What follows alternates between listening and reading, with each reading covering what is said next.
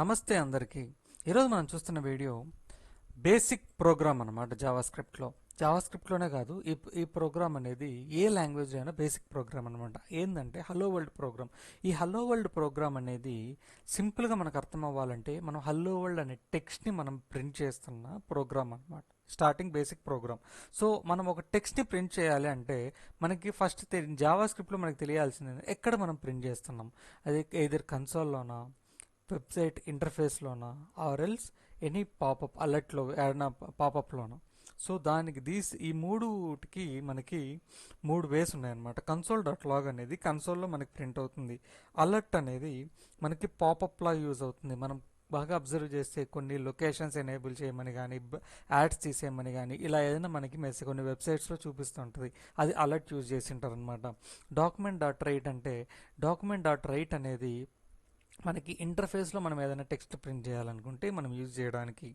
So మనం ఇవన్నీ మీకు ఒక ఆన్లైన్ కంపైలర్లో మీకు చూపిస్తాను అనమాట. సో వన్ కంపైలర్లో నేను రన్ చేస్తున్నాను. ఇదంతా మీరు గమనిస్తే ఇదంతా ఒక కోడ్, హెచ్టిఎంఎల్ కోడ్. దాంట్లో ఇది మాత్రం జావాస్క్రిప్ట్ కోడ్. నేనేం చేశానంటే హెచ్టిఎంఎల్లో ఇప్పుడు లిబ్రా ప్రొడక్షన్స్ ఇవన్నీ మీరు ఇక్కడ గమనిస్తే H1 H2 అనేది ఏం లేదు. మళ్ళీ మీరు కన్ఫ్యూజ్ అవ్వద్దండి. ఏ దానికైనా HTML header tag, footer tag మా కామన్ అనమాట. ఒక హెచ్టిఎంఎల్ బ్లాక్లో ఒక టైటిల్ ఉంటుంది, బాడీ ఉంటుంది. మనకు బాడీ ఏదైతే మనము వెబ్సైట్ చూస్తామో ఆ ఇంటర్ఫేస్లో కనిపించేదంతా బాడీలో మనం రాస్తామన్నమాట. H1 H2 అనేది హెడ్డింగ్స్ అనమాట. H6 వరకు హెడ్డింగ్స్ ఉంటాయి. బేస్డ్ ఆన్ ద సైజ్ అనేది మనకి డిస్ప్లే అవుతుంది, హెడ్డింగ్ ఏ సైజులో ఉండాలనేది. ఇప్పుడు నేను H1 అనేది ఇక్కడ మీరు గమనిస్తే ఈ రెండు లైన్లకి సైజ్ అనేది డిఫరెన్స్ ఉంటుంది. సో అలాగా మీరు H6 వరకు చూడొచ్చు. పారాగ్రాఫ్ అనేది ఏదైనా బ్లాక్ ఆఫ్ వర్డ్స్ కానీ, కోడ్స్ కానీ ఇలాంటి ఏదైనా ఉంటే దాన్ని మనం పారాగ్రాఫ్లో ఇస్తాం.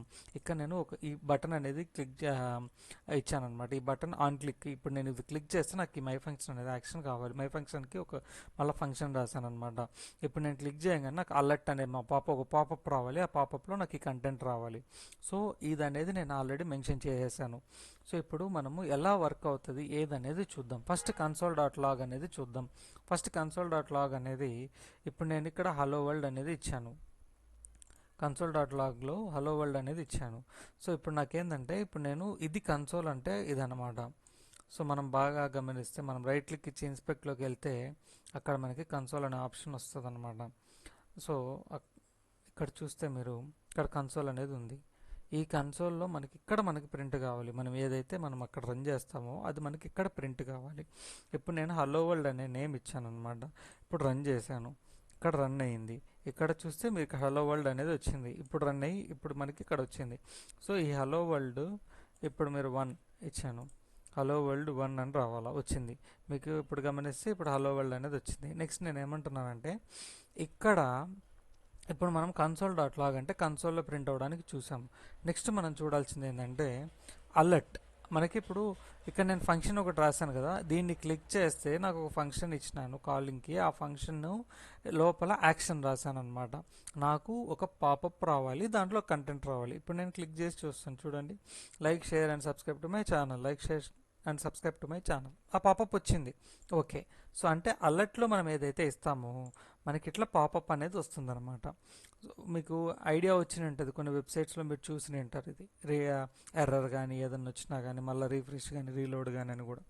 సో నెక్స్ట్ ఏంటంటే డాక్యుమెంట్ డేట్. ఇప్పుడు నేను ఇక్కడ వరకు ఇచ్చిన కోడ్ ఇక్కడ మీకు ఏదైతే కనిపిస్తుందో ఇంటర్ఫేస్లో ఇదంతా HTMLలో మనం ఇచ్చినాం. ఇప్పుడు నేను ఇచ్చేది దీంట్లో ఏమంటారు మనం జావాస్క్రిప్ట్లో రాస్తున్నాం అనమాట. చూడండి నేను రన్ చేస్తున్నాను. ఇక్కడ hello world, how are you అనేది వచ్చింది. హోప్ మీకు అర్థమైంది అనుకుంటాను. కన్సోల్కి మనము హెచ్టిఎంఎల్లో ఇంటర్ఫేస్లో ప్రింట్ చేయడానికి అట్ ది సేమ్ టైం మనకి మనం ఒక అలర్ట్ అంటే ఒక పాపప్ ఏదన్నా మనం రాయడానికి ఎలా అనేది బేసిక్ ప్రోగ్రామ్. సో మీకు అర్థమైతే ఈ వీడియో దయచేసి లైక్ చేయండి, షేర్ చేయండి, సబ్స్క్రైబ్ చేయండి నా ఛానల్కి. మీరు షేర్ చేస్తారని నేను ఆశిస్తున్నాను.